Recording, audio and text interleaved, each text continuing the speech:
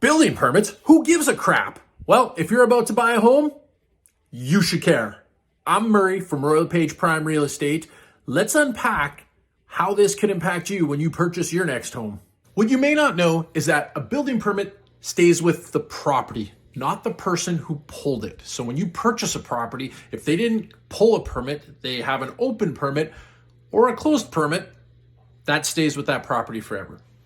So this is very important because once you purchase that home, you just bought the problem. The whole idea behind permits, first off, is to make sure that your project is done to the minimum safety standards that are set out by the National Building Code. You still may be wondering, how does this impact me? Who really cares? And let's just get on with life. Well, you're inheriting someone's problem. So if they did a bunch of work themselves and it didn't meet code and they didn't pull permits, or they even hired someone that was willing to do the work without permits, you're inheriting that. It's going to become your problem, which can lead to a fine from the city of Winnipeg, as well as them making you bring that work up to code.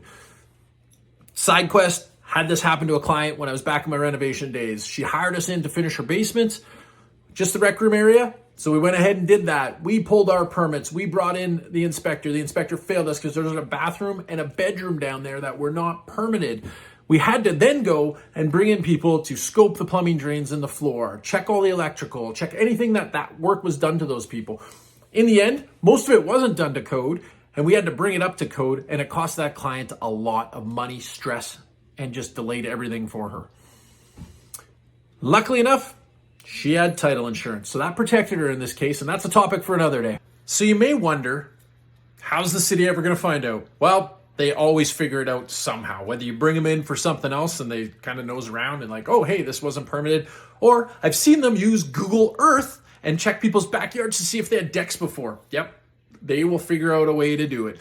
Don't be surprised if they check social media stuff just to see if you show pictures of your freshly renovated basement. That requires a permit. Anyways, the good news behind this is you can check this really easy and go online to the city permit website and see if a permit's been pulled, if it's closed, if it's never been pulled, and you can check this information yourself or have your agent do it for you and give you a printout. If you like this video or any of my other content, please like, subscribe, and share. I am here to help homeowners with home ownership.